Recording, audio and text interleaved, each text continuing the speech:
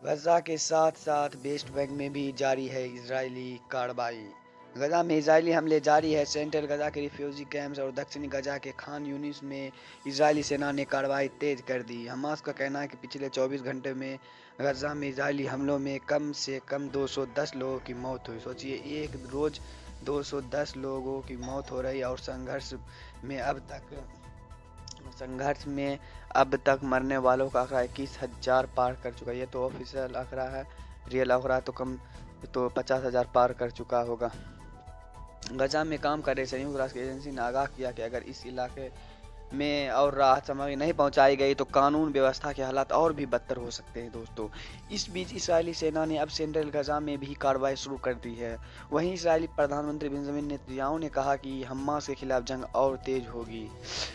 इस्राएली jail से रिहा हुए फलस्तीनी कैदियों ने कहा है कि 7 अक्टूबर को इजराइल पर हमले के बाद कई सप्ताह अंदर जेल के गार्ड ने उन्हें टॉर्चर किया और सामूहिक सजाएं दी। बताते हैं कि इन कैदियों ने कहा कि उन्होंने डंडों से पीटा जाता रहा, उन पर खूंखार कुत्ते छोड़े जाते रहे और उनके कपड़े, खाना और कंबल छीन लिए गए। एक महिला कैदी ने कहा कि उन्हें रेप की धमकी दी गई और गार्डों ने बैरकों में कैदियों पर 2 बार आंसू गैस के गोले दागे गए। इन कैदियों ने कहा कि उन्हें डंडों से पीटा जाता रहा और खूंखार कुत्ते छोड़ दिए गए और जेल पर ना जाने कैसे कैसे उन लोगों पर जुल्म ढाए गए। वो बताते कि 10 दिन पहले इजरायली जेल गार्ड उनके बैरक में एक माइक्रोफोन और स्पीकर के साथ आए और उन्होंने ताली बजाते हुए और उनके नाम चिल्लाते हुए उकसाने की कोशिश की। उन्होंने कहा जब उन्होंने देखा कि हम कोई जवाब नहीं दे रहे हैं तो उन्होंने हमें पीटना शुरू कर दिया। उन्होंने कहा कि जब उन्हें कोई जवाब नहीं मिला उन्होंने पीटना शुरू कर दिया। उमदाज कैदी पीछे रहे और नौजवान सामने उन्हें मुझे पकड़ा और पीटना शुरू कर दिया।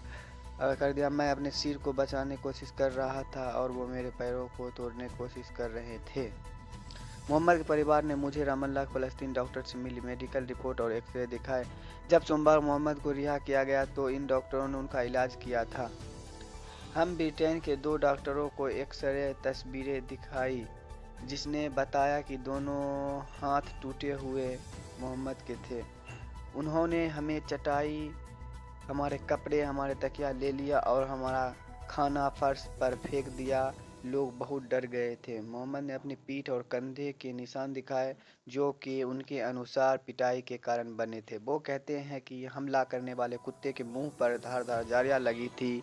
इस जालियों को और उनके पंजों के निशान मेरे पूरे शरीर पर है। वो कहते हैं कि इस तरह की पिटाई मैगडियो जेल में 2 बार हुई और नफा जेल में तो इतनी बार हुई कि उन्हें इसकी गिनती भी याद नहीं रही।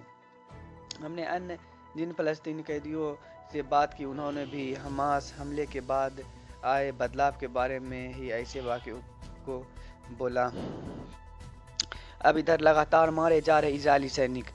अरब न्यूज़ की रिपोर्ट के मुताबिक इजराइल के प्रधानमंत्री बेंजामिन नेतन्याहू ने इतवार को कहा कि गजा की जंग बहुत भारी कीमत चुकानी पड़ रही है क्योंकि हमास के साथ लड़ाई में मारे गए सैनिक की संख्या बढ़ रही। बता दें कि इजरायली सेना द्वारा शुक्रवार को फलस्तीन क्षेत्र में 14 सैनिक मारे जाने की घोषणा की। नेतन्याहू ने कहा युद्ध की बहुत भारी कीमत चुकानी पड़ रही लेकिन हमारे पास लड़ते रहने के अलावा और कोई विकल्प भी नहीं है।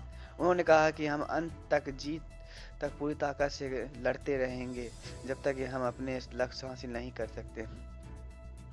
तुम कभी अपने लक्ष्य को नहीं पार कर सकते क्योंकि तुम्हारा लक्ष्य ही ऐसा लक्ष्य है जो ज़बरदस्ती का है और किसी के देश पर कब्जा करने का लक्ष्य कभी पूरा भी नहीं हो सकता। और इधर हमास भी जिद पर अड़ गया है। हमास ने चेतावनी दी है कि जब तक इजरायली उसकी मांगें पूरी नहीं करता तब तक कोई बंधक क्षेत्र से जिंदा नहीं निकलेगा। हमास की सतत शाखा के प्रवक्ता अबू उबैदा ने इजरायली बंधकों की रिहाई को लेकर एक टेलीविजन में कहा, न तो फांसीबाज दुश्मन उसका अहंकारी नेतृत्व और न ही उसका समर्थक बिना किसी मांगों को पूरा किए अपने बंधकों को जिंदा ले जा सकते। बता दें कि बीते दिनों में हुए संघर्ष विराम के तहत बंधक बनाए गए 80 इजरायली बंधकों समेत 105 बंधकों को हमास ने रिहा कर दिया गया था। इसके बदले इजराइल ने 240 फलस्तीनी कैदियों को छोड़ा था। इजराइल के मुताबिक 137 बंधक अभी भी हमास के कब्जे में है। वहीं मध्यस्थ कतर ने चेतावनी दी है कि इजराइल द्वारा की जाए लगातार बमबारी